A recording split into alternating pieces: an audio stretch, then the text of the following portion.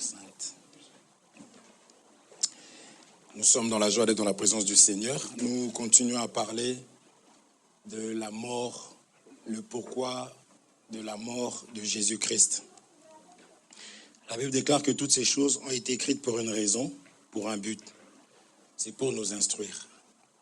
Ces choses n'ont pas été écrites parce qu'il fallait un livre. Ces choses n'ont pas été écrites parce qu'il fallait écrire quelque chose. Mais ces choses ont été écrites pour nous enseigner. Amen. C'est la raison pour laquelle nous allons à l'église. Nous allons à l'église pour être instruits. Nous allons à l'église pour connaître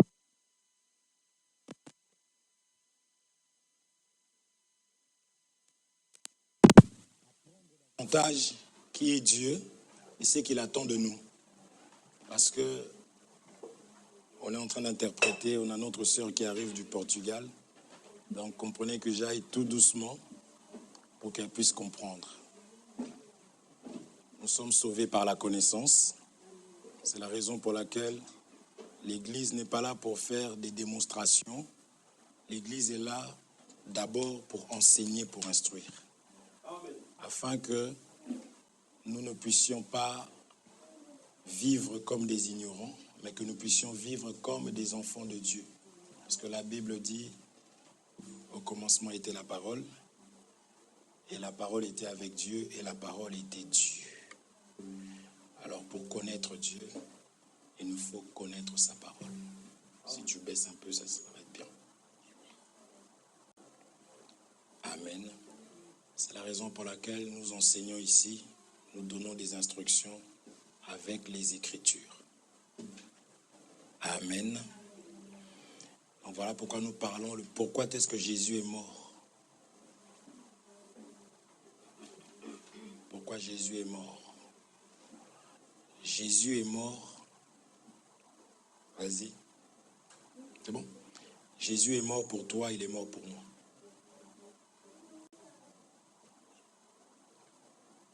Et il faut connaître, il faut savoir pourquoi est-ce qu'il est mort. Oui, il est mort, mais pour quelle raison? Il est mort pour moi, mais dans quel but? C'est pour ça que nous sommes en train de parler de la mort de Jésus-Christ. Alors, on a vu plusieurs séances. On a vu qu'il était mort. Donc, on a vu que c'est pour plusieurs causes, pour plusieurs raisons. On a commencé par voir qu'il était mort pour rassembler, pour réunir.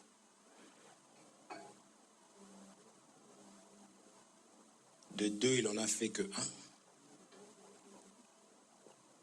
C'est d'abord la séparation qu'il y avait entre l'homme et Dieu. La Bible nous dit que tous sans péché sont privés de la gloire de Dieu.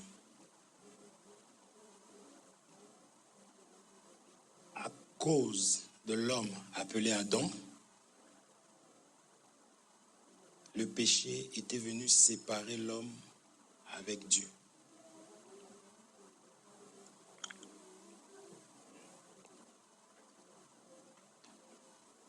Voilà pourquoi il fallait que Jésus vienne. C'est lui qui joue le rôle. Il est un peu le pont qui nous permet d'aller vers Dieu.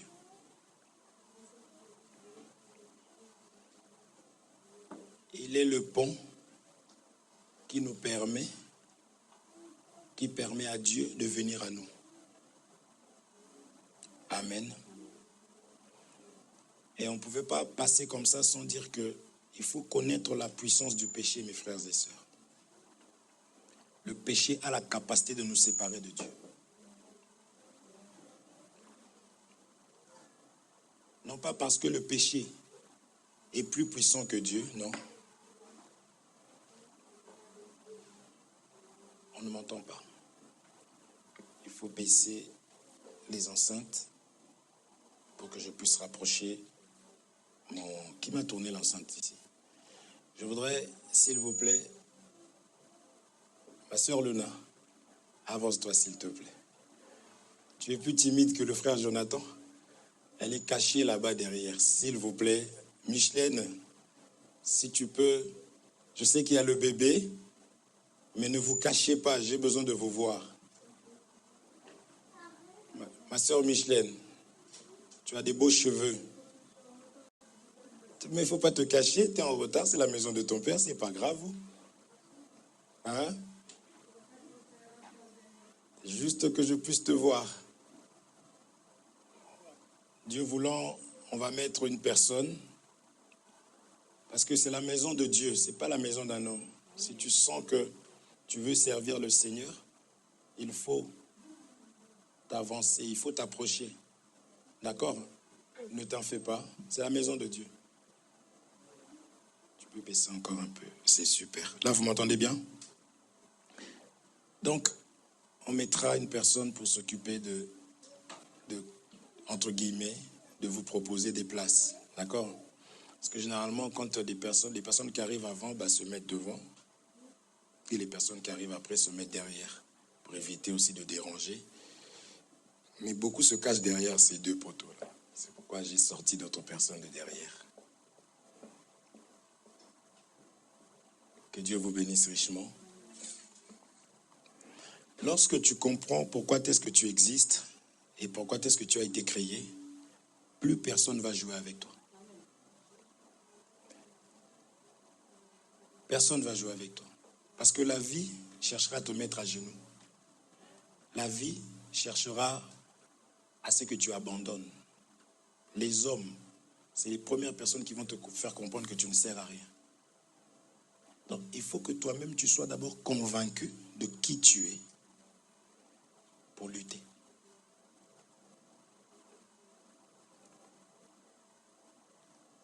Est-ce que vous comprenez? Voilà pourquoi nous sommes en train de voir la mort de Jésus. Je n'irai pas là-bas, surtout qu'on court vraiment derrière le temps.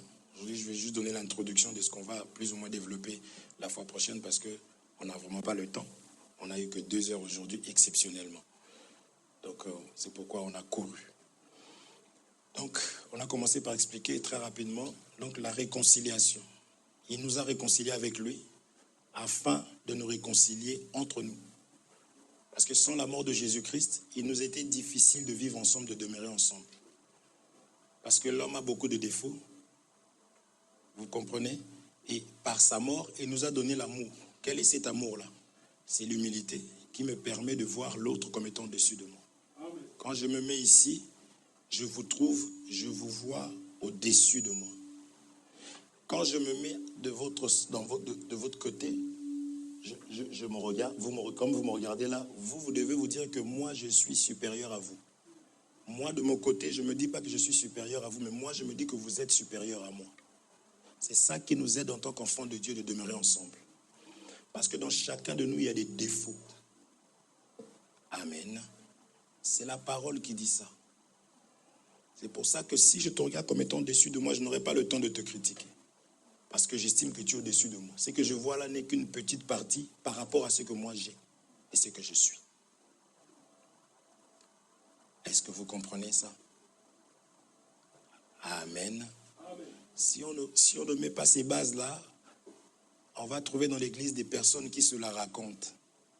Parce qu'elles servent Dieu. Parce qu'elles se jouent au piano. Elle est ceci, cela.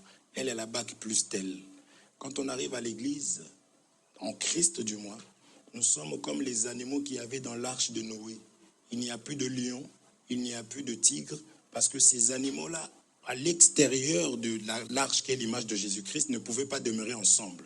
Mais une fois que ces personnes se trouvent en Jésus-Christ, nous regardons comme étant les membres du corps du Christ. Et si je te fais du mal, si je te rejette, si je te fais du mal, je fais du mal à Christ. Souvenez-vous lorsque Paul était en train de persécuter l'Église, il persécutait des hommes. Mais lorsque Dieu va le rencontrer, il va lui dire « Pourquoi me persécutes-tu » Donc persécuter ton frère, faire du mal à ta sœur, rejeter ton frère, c'est rejeter Dieu. Amen. C'est pourquoi lorsqu'on voit un frère, une sœur en difficulté, en tout cas on a du mal à lâcher, on s'approche dans un but d'aider, non de critiquer. Vous suivez? C'est important. Donc ce Jésus qui était Dieu n'a pas regardé qu'il était Dieu, mais il s'est humilié afin de nous ramener, de nous attacher à Dieu à nouveau. C'est pourquoi la Bible dit, nous appelle les rachetés.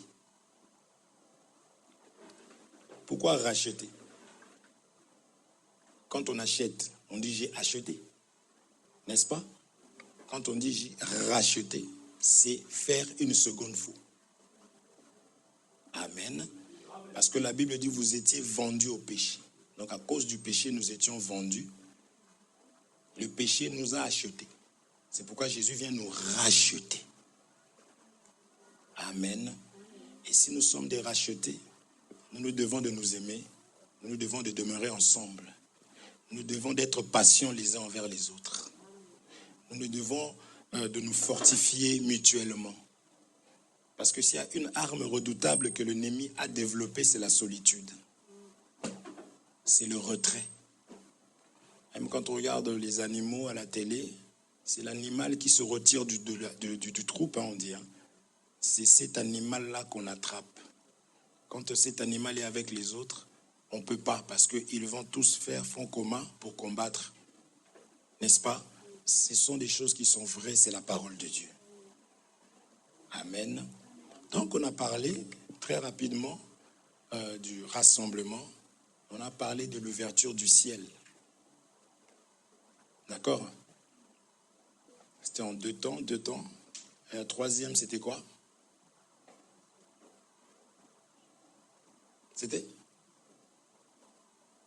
C'était là?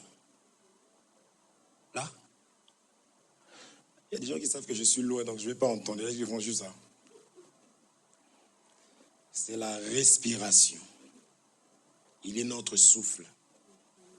Le souffle que j'ai là, en vrai, ça parle de Jésus-Christ. Amen. Alors nous poursuivons, nous allons attaquer la sainteté.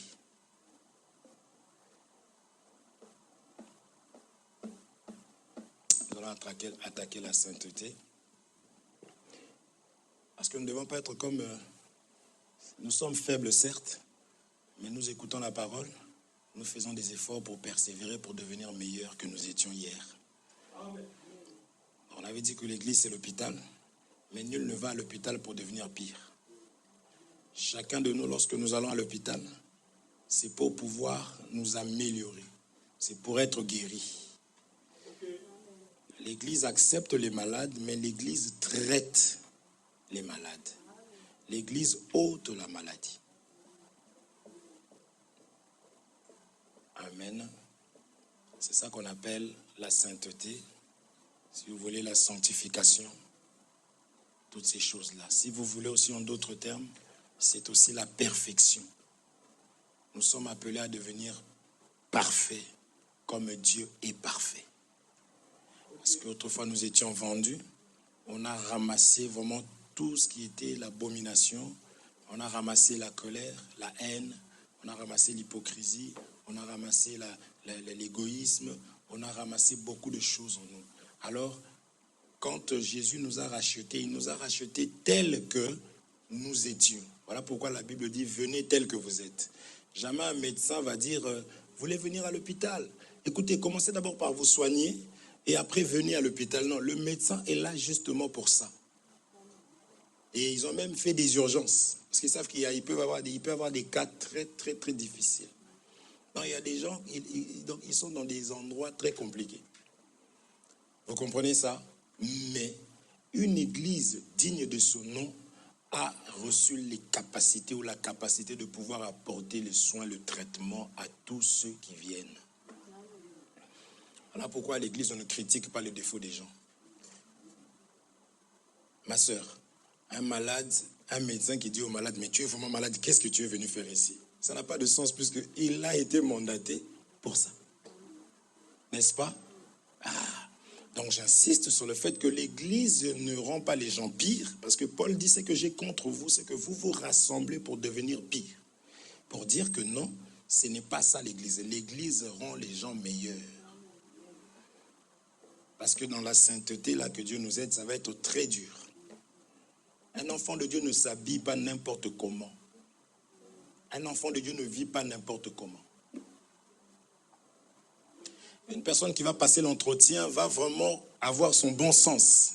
Pas sortir sa veste, sa je ne sais quoi. Là. Vous comprenez? Parce que dans ma tête, je sais que j'ai besoin de ce travail-là et que c'est un milieu professionnel. Qu'est-ce qui est plus professionnel que l'évangile? Vous comprenez? Tout ça, on enseignera, mais ça se fera par la grâce du Seigneur. Et nous croyons que Dieu a son temps. Il est le maître des temps et des circonstances. Donc, chacun évolue selon son traitement, n'est-ce pas? Ce n'est pas à nous de juger ou de dire quoi que ce soit, mais la personne écoute la parole, la personne persévère, évolue, avance. Je disais même, après avoir péché, s'il y a un endroit où il faut aller, c'est à l'église. Parce que c'est l'église qui a la solution. Est-ce qu'on se comprend? On ne fuit pas l'église, ou les frères, ou les sœurs, parce qu'on est malade. Non. C'est contraire. Vous comprenez? Il est venu vraiment, il mangeait, il buvait avec les gens de mauvaise vie. Ils ont dit, mais si cet homme était réellement prophète, il aurait su quelle est cette personne qui l'approche. Jésus, il entend tout. Il dit, les médecins sont là pour des personnes qui se portent bien ou pour des personnes qui sont malades. C'est pourquoi on donne la connaissance. Tu es dans le péché, Satan te dit, mais toi aussi, tu es un enfant de Dieu, éloigne-toi de là. Il dit, mais Jésus était venu pour moi, non? Est-ce qu'on se comprend?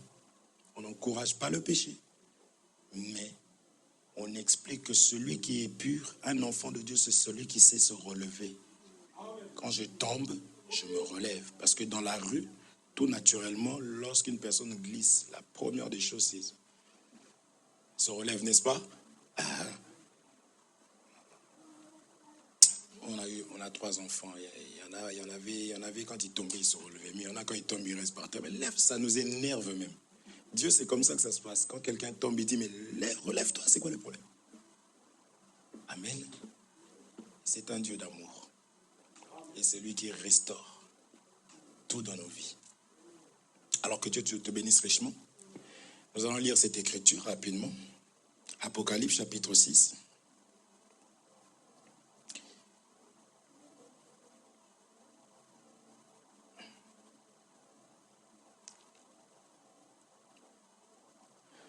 Apocalypse chapitre 6.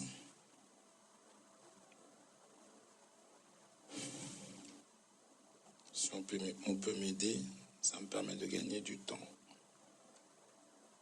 Apocalypse chapitre 6 au premier verset. C'est bon? Merci. Apocalypse, Ésaïe 34. Là, tu m'as mis Ésaïe 34.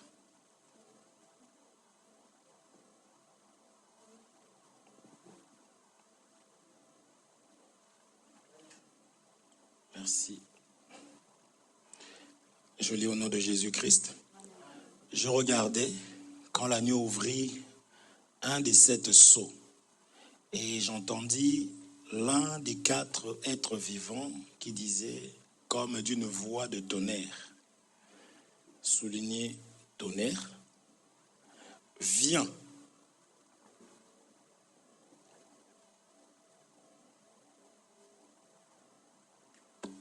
Je regardais, et voici parut un cheval blanc, celui qui le montait avait un arc, une couronne lui fut donnée, et il partit en vainqueur et pour vaincre. Je crois qu'on est complètement en train de se tromper.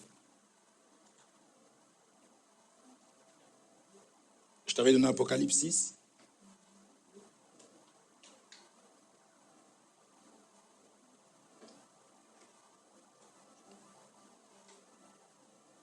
Je t'avais donné ça. C'est 6,14 alors. 14? Ok, mets-moi 6,14 alors, s'il te plaît. Excusez-moi.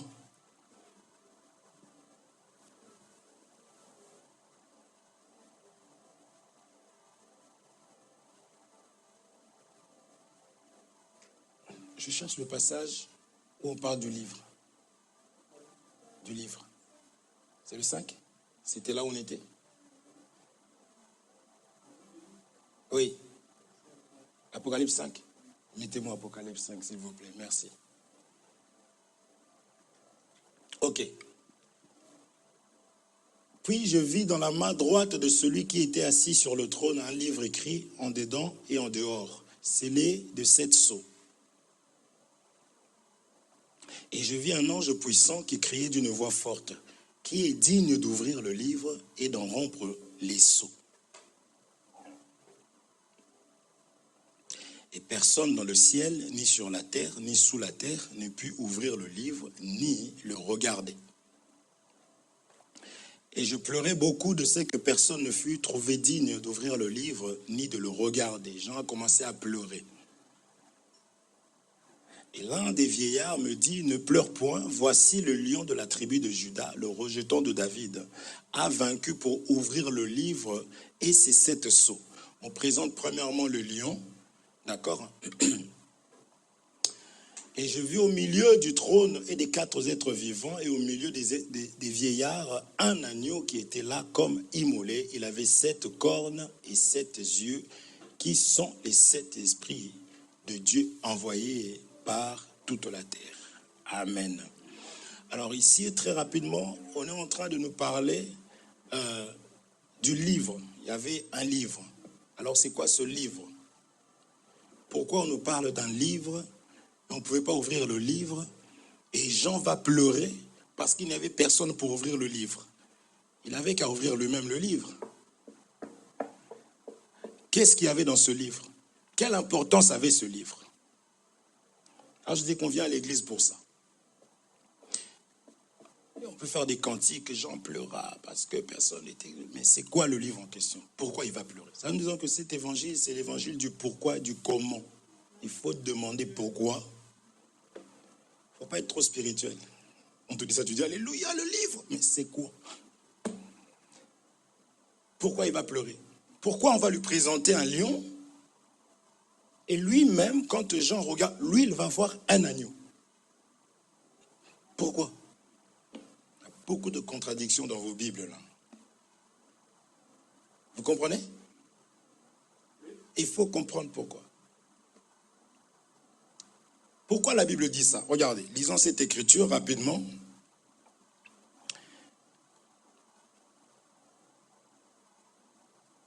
Regardez. Ésaïe chapitre 62, verset 1er. Ésaïe 62, 1er.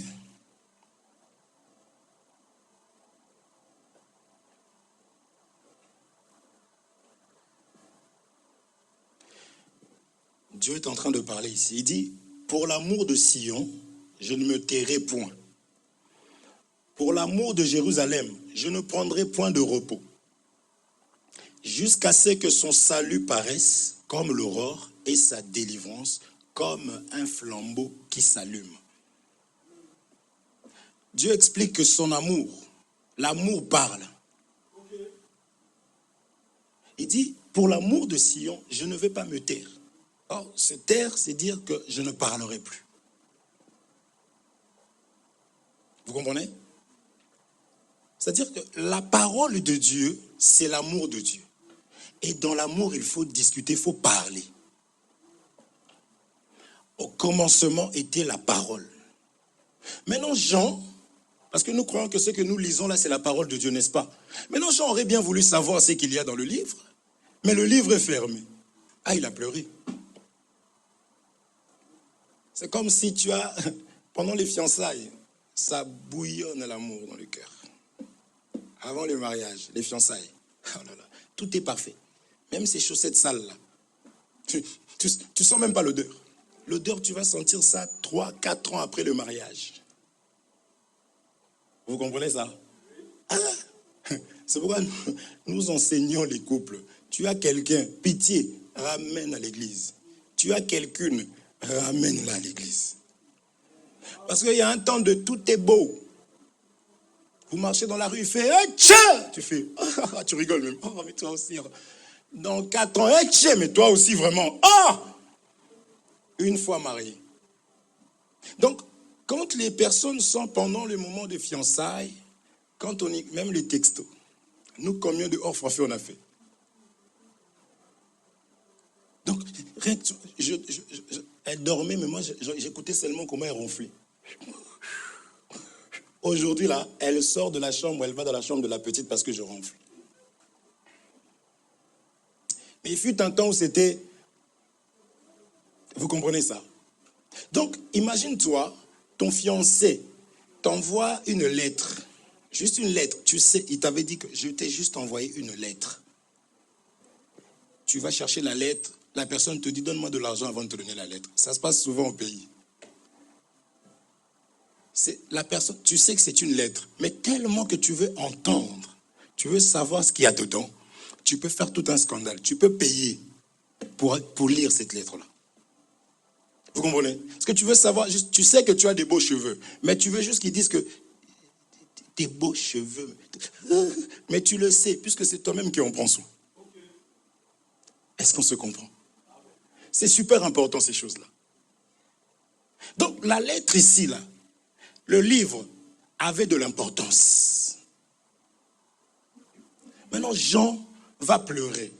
C'est ça qu'on explique qu'en tant qu'enfant de Dieu, un ministre de Dieu, un serviteur de Dieu, doit pleurer, vous comprenez, lorsqu'il ne voit pas l'évolution ou la vie dans la vie des âmes ou dans une église. Jean a pleuré parce que dans ce livre, il y avait la vie. Et ce n'est pas qu'un livre. Vous comprenez ça? Il y avait la parole dedans. Comprenez le langage ici. Parce que Ésaïe nous dit que pour l'amour de Sion, c'est Dieu qui parle ici, il dit ne va pas se taire. Donc on a besoin d'entendre les paroles de Dieu, on a besoin même de les lire. Est-ce qu'on se comprend? C'est comme cela que je dis que si une personne te dit écoute, moi je ne te parlerai plus, je te laisse faire tes affaires, il faut comprendre que c'est une malédiction pour toi. Parce que l'amour parle, l'amour reproche, l'amour reprend. Est-ce qu'on se comprend? Il faut aimer. Quand on te dit non, ce que tu fais est mauvais, c'est ça l'amour. Des vrais amis là qui viennent te dire non, ma copa, vis ta vie, là. Il n'y en a qu'une, non? Fais ce que tu penses être. C'est la même qui va mettre la vidéo sur TikTok, sur Facebook, en train de se moquer de toi. Est-ce qu'on se comprend? Même quand tu as un fiancé ou un mari qui te parle, qui te reproche, il faut aimer ça. Quand tu as une femme qui te reproche, il faut aimer ça. Maintenant, il y a la manière aussi. Est-ce qu'on se comprend? Donc, notre bénédiction, l'amour de Dieu pour nous, c'est la parole. Il faut qu'il parle. Et il faut qu'il travaille, parce qu'ici on parle de repos. Amen. On avait vu que c'était Adam le jardinier, n'est-ce pas? Le jardinier, il doit arroser, c'est ça la parole. Et il doit aussi travailler la terre pour que la terre se repose. Or, qui est la terre? C'est moi, c'est toi. Cette chair ici est une terre. Et dedans, il y a des pierres, il y a tout dedans, il y a des vers. Amen. Et si on sème dans cet état-là, ça ne va pas donner vie. Matthieu 13. Un semeur a semé. Il y avait une terre qui avait beaucoup de choses. N'est-ce pas? Amen. Vous comprenez? C'est pour cela que l'Église a pour rôle, pour mission de travailler les cœurs des gens. Tels que nous sommes là, nous sommes des blessés. Est-ce qu'on se comprend? Et l'Église a pour mission de travailler le cœur. Parce que aussi longtemps que tu seras blessé, supposons que c'est dans l'amour que tu as été blessé, lorsque un vrai homme, celui qui va, donc quand tu vas l'appeler, il arrive à sentir même que tu appelles. Il est seulement comme ça sur son téléphone, il attend seulement ton appel. Parce que c'est ça un bon homme, un bon mari. Et quand tu appelles, ça faisait à peine 2 minutes que tu avais raccroché. Oui, allô? Vous comprenez ça? C'est ça un bon mari. Il sait voir que, mais toi, pourquoi tu marches comme ça? Mais tes cheveux là, tu as même un cheveu blanc ici. Un vrai mari, il sait faire ça. Parce que Jésus dit, il connaît le nombre des cheveux, de nos cheveux qui sont tombés. C'est lui le véritable époux. Donc lui aussi, vu qu'on doit l'imiter, un mari doit faire très attention à sa femme. Est-ce que vous comprenez? Il faut faire très... La femme, elle n'attend pas. Une femme qui cherche que de l'argent, c'est qu'elle n'a pas reçu l'amour. Donne-lui l'amour, ça va enlever l'amour de l'argent. Vous comprenez ça? Je vous dis la vérité. Nous autres aussi, on s'est mariés, on était dans une cabane. J'appelle ça cabane. Je n'avais rien. Mais on se battait seulement pour être ensemble. Elle était contente, j'étais content. Je vous dis pas ce qu'on mangeait. Je vous dis même pas ça. Donc c'était de l'eau avec quelques légumes dedans. Mais on était tellement contents. Vous comprenez? Pourquoi? Parce que l'amour y était. Donc, mais seulement l'amour. La femme a besoin de ça. Et comme Dieu parle de parler ici, il faut que tu parles à ta femme. Il faut communiquer. Je ne suis pas venu parler du mariage. Qu'est-ce qui m'arrive encore? Mais j'y vais encore. Parce que je crois qu'il y a une raison à tout. Il faut parler. Des fois je disais à mes frères, j'ai dit des fois, laisse-la parler. Chante même dans ton cœur. Parce que ça ne va pas s'arrêter. Et puis pour montrer, parce qu'elles vont te piéger. Elle va te piéger. Donc il faut qu'à un moment donné, tu dis, ah, alors donc du coup, Grégoire, ah oui, Grégoire, je te dis même pas, c'est parti. Et toi, tu chantes dans la tête, alléluia, Jésus, Hosanna, tu attends, à un moment donné, tu viens. Mais il faut écouter quand même. Hein. Je ne dis pas qu'il faut faire ça, mais je l'explique seulement que si elle a besoin de parler, il faut qu'elle parle. Si elle trouve une oreille ailleurs, ne viens pas pleurer. Il faut qu'elle parle, tu l'écoutes, tu l'écoutes. Pourquoi je vous dis ça? Parce que la parole de Dieu, c'est l'amour. C'est la parole du Seigneur qui nous permet de nous recadrer. Voilà pourquoi Jean pleure. Amen. Jean est en train de pleurer. Et on lui présente le lion. On lui présente le lion, mais lui, quand il se retourne, il regarde, il voit un agneau. C'est ça l'amour de Dieu. Vous comprenez? Parce que les choses de Dieu, il faut les appeler comme Dieu les appelle. Les choses spirituelles, il faut les appeler comme Dieu les appelle. Donc, ce livre ici-là, en réalité qui était fermé, c'était tout un ciel qui était fermé. Vous comprenez? Le livre, Dieu appelle ça ciel aussi. Donc, c'est une fois de plus le temps du matin de la loi. Voilà pourquoi on doit voir d'abord le lion. Or, nous disons que le temps de la loi, Dieu s'est comporté comme un lion. Quand le peuple péchait, il tuait tout de suite. Il ravageait. Amen. C'était le temps du Père. Le Père ne joue pas. Il rentre, il voit, bah! Et tu vois la femme, mais non, en fait, ils étaient en train de... C'est la femme qui calme le Père. Vous comprenez ça? Mais elle explique même aux enfants, mais non, quand l'enfant boude, papa, il est méchant. Non, viens. En fait, ton père, ce qu'il voulait dire, c'est ça, c'est ça, c'est ça, c'est ça. C'est ça le rôle d'une mère. C'est pourquoi une femme, c'est elle qui donne des gifles à la maison, il faut voir son cœur, elle est blessée. C'est la femme qui a l'amertume.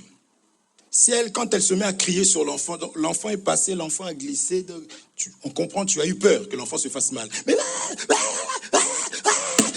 il y a un problème. La nature d'une femme, c'est d'abord la douceur. Voilà pourquoi il faut qu'il puisse voir d'abord le lion, je cours, et après on va lui montrer l'agneau. Est-ce qu'on se comprend? Nous parlons de la sainteté, n'est-ce pas? Nous parlons de la sainteté. Est-ce que vous comprenez ça? Maintenant, même moi, on l'a lu tout à l'heure, Apocalypse chapitre 6 au 14e verset. On a vu, ici c'est juste pour te dire que le ciel, le livre ici, là, Dieu quand il voit le livre, c'est l'image aussi du ciel. Amen. On nous dit clairement que le ciel se retira comme un livre qu'on roule. Est-ce qu'on se comprend?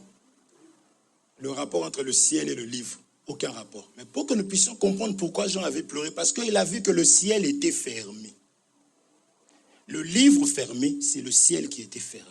Or, on a déjà parlé de ça, que le ciel nous donne la pluie. Et que la pluie est la base de toute chose, l'eau. Est-ce qu'on se comprend? Vous comprenez? Parce qu'il faut que je t'explique la raison de la mort de Jésus-Christ, encore. Est-ce que vous comprenez ça? C'est pour te dire que dans ta vie, Sans la pluie, sans la parole, à moins que Dieu change, sans la rosée, ta vie va rester pareille. Je maudis personne. Dans Genèse chapitre 1, on nous dit que la pluie n'était pas encore tombée, donc c'était normal qu'il n'y avait pas de production. C'est ça l'image de la stérilité, c'est ça l'image de la sécheresse. Or, s'il n'y a pas la pluie, il y a la poussière. Il faut aller en Afrique pour nous les blédards. La maman, avant de commencer à vendre, elle prend de l'eau, elle jette sur la poussière, là, parce que sinon les gens ne vont pas venir. Personne n'aime la poussière, sauf l'autre. Amen. Personne. Il faut mettre de l'eau pour que les gens viennent s'asseoir. Et quand ça sèche un peu, il faut mettre encore de l'eau. Et puis quand tu plantes, va à la plage, là, il n'y a pas de l'eau, tu plantes quelque chose là-dedans. Intercède comme tu veux. Prie comme tu veux. Tu peux jeûner comme tu veux. Ça ne va pas pousser. Sans eau, il n'y a pas de vie. Je te dis ça pour que tu comprennes. Quand tu dis, mais moi je ne comprends pas ma vie vraiment. Je ne comprends pas ma vie. Elle fait que ça. Mais il faut te regarder, tu es où? Tu fais quoi? Nous, d'abord, ils ont d'abord eu Jacques, mon oncle, après l'autre, la vieille là. Vraiment, elle est en train de terminer tout le monde dans la famille. Mais tu fais quoi, toi? Puisque ça fait le tour, hein? Mets de l'eau. Est-ce qu'on se comprend? Amen. Une femme qui aime se doucher, le mari sera heureux. Il faut aimer de l'eau. On avait expliqué, lisez vos Bibles, Moïse pour choisir Séphora était près du puits. C'est un langage. La Samaritaine dans Jean 4 était allée puiser de l'eau. Rebecca, la femme choisie pour Isaac, l'homme de Dieu est allé près du puits. C'est pourquoi un frère qui est frère ne va pas chercher une femme loin du puits. Tu auras des problèmes. La pluie, le puits, pardon, on trouve de l'eau. L'eau comme étant l'image de la parole. Parce que ici, le livre fermé veut dire pas de pluie, donc le ciel, pas de bénédiction. Amen.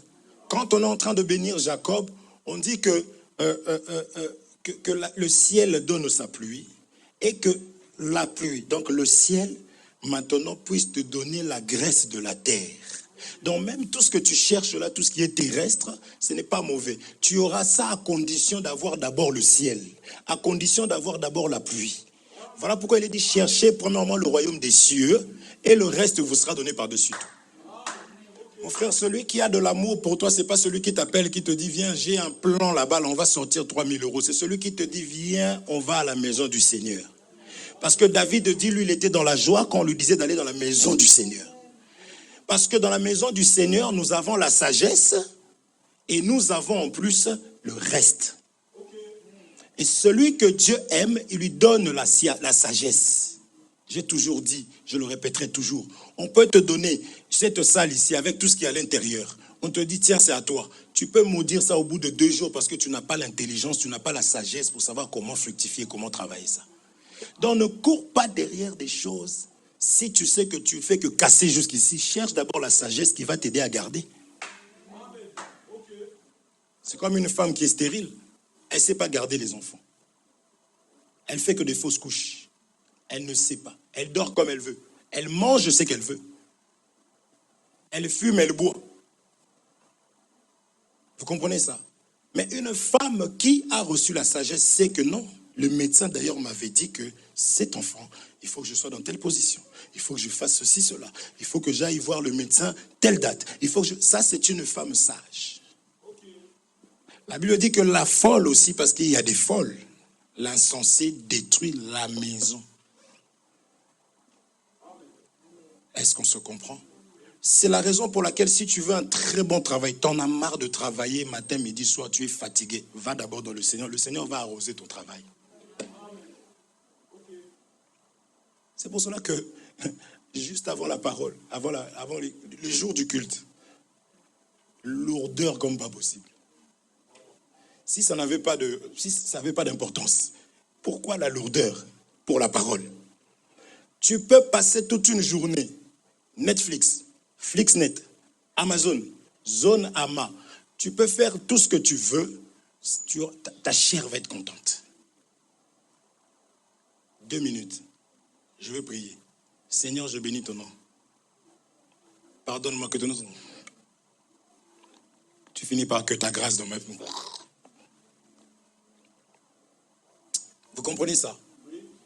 L'ennemi va toujours combattre celui qui veut aller vers son créateur, parce que son créateur va te dire qui tu es. Vous savez, il y a des femmes qui donnent leur corps à n'importe qui parce que c'est une femme détruite, blessée. Et c'est une façon pour elle de se venger de ce. Donc elle a besoin de livrer ça parce qu'il y a des choses énormes en elle. Pourquoi je dis que l'Église ne juge pas? On va lui dire, mais toi, comment ça se fait que tu vas de gauche à droite comme ça? Je ne comprends pas, mais tu devrais te respecter. Non, il y a quelque chose qui est plus profond. Il faut gratter, il faut aller. Quand tu vas apporter la solution là-dedans. Le reste, automatiquement. C'est elle qui va te dire, d'ailleurs, j'ai compris pourquoi j'allais là-bas. Je ne savais pas qui j'étais. En fait, quand j'étais enfant, c'est pourquoi il faut, si on veut trouver des vrais psychiatres, c'est à l'église. Et c'est gratuit. Ne faites pas ce que les gens font là. Ils te dévoilent. Oui, dans ta vie, je vois ça, je vois ça. Oui, prophète, ça veut dire quoi? Viens me voir. Ramène l'offrande du prophète. On arrivera pour ces gens-là. Je n'ai pas vu Jésus demander l'offrande du prophète à quelqu'un. Je n'ai pas vu Jésus demander quelque chose pour consulter. Donc, ils reconnaissent que ce sont tous les marabouts qu'il y avait dans le quartier qui ont porté des costumes, qui sont rentrés dans les églises. C'est des voleurs. Mais je ne comprends pas. Va travailler.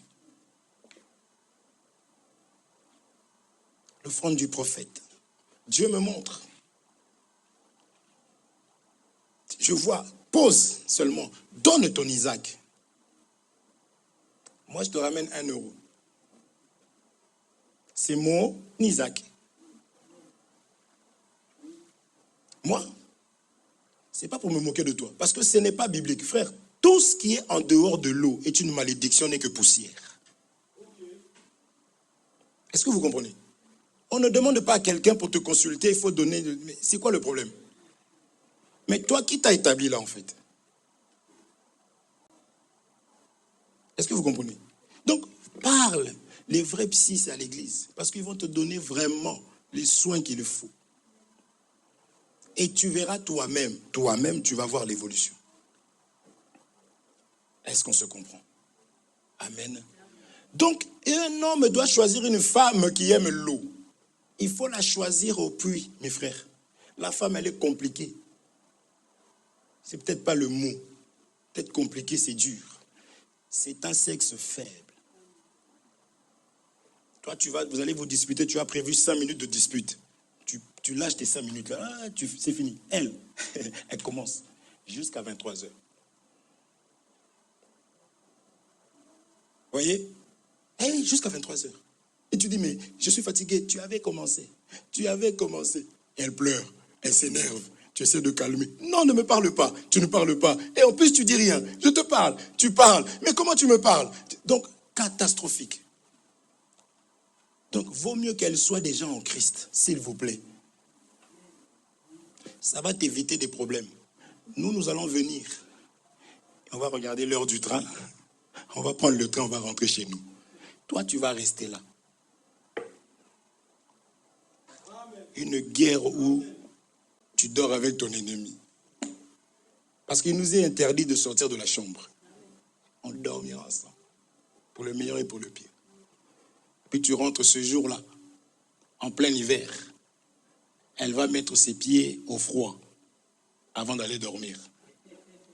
Et toi, tu es déjà en train de dormir. Parce que l'homme peut parler et aller dormir. Hein. Mais elle rumine. En plus, il dort. Elle met ses pieds comme ça dehors, au froid. Elle rentre sous la couette. Et ça repart. C'est pourquoi on vous dit, choisissez des personnes qui craignent Dieu. Donc c'est ça, en fait, une femme qui aime se laver. Amen. Vraiment. Je dois m'arrêter là. Nous allons continuer ça dimanche. On va expliquer qu'est-ce qui empêchait à ce que l'homme soit sanctifié, en fait. Vous comprenez? Pourquoi Jésus doit venir? Qu'est-ce qu'il va faire? Amen. Encore une fois de plus. D'accord? Que Dieu vous bénisse richement. Comme je disais, on n'a que 2 heures. Je dois m'arrêter là. J'avais beaucoup de choses à dire, mais le Seigneur m'a conduit de cette manière-là. Et il sait pourquoi, c'est lui qui connaît vos cœurs. Qu'il vous bénisse richement. Sachez seulement que si Dieu te donne encore la parole, l'enseignement, c'est qu'il a des projets pour toi. Quel que soit ton état, quel que soit ce qu'on a déclaré pour toi, quel que soit ce que le travail déclare, quel que soit ce que les médecins déclarent, quel que soit ce que le voisin déclare, Dieu a un plan pour toi. Il a des projets merveilleux en plus. Amen. Est-ce que tu peux juste prier? Tu vas demander à ce que cette parole que tu as écoutée puisse réellement enlever le cœur de chair que tu pouvais avoir, le cœur de pierre que tu pouvais avoir, afin que Dieu puisse travailler. Dieu ne travaille pas la pierre. Il doit d'abord arroser, et quand c'est possible, maintenant il va semer. Amen.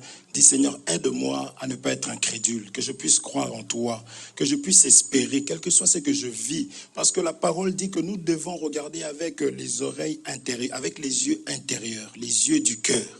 Paul dit, illumine les yeux, que Dieu illumine les yeux de vos cœurs. Donc dis-lui de te donner un cœur qui croit, que tu puisses avoir la foi au travers de ce que tu as entendu. Prions dans le nom de Jésus-Christ. Seigneur, mon Dieu, mon roi, je crois au Père Céleste, à ta parole. Je sais que tu es fidèle. Je sais comment tu agis, comment tu opères. Père, si tu as pu opérer dans la vie de Pierre, si tu as pu faire dans la vie de Paul, si tu as pu faire dans la vie d'Abraham, si tu as pu faire dans la vie de Sarah, Seigneur mon Dieu, mon roi, je le crois, je sais que tu es capable aussi de faire dans la vie de ma sœur. Tu voulais seulement que ma sœur, mon frère, puisse être près du puits, afin que toi qui es le véritable semeur, toi qui es la vie, que tu viennes, Seigneur mon Dieu, à cet endroit, afin de pouvoir apporter la vie. C'est la raison pour laquelle je prie à toi, je t'invoque, Seigneur mon Dieu, mon roi, de venir encore, Père Saint. Yahweh, arrose le cœur, Seigneur mon Dieu, mon roi.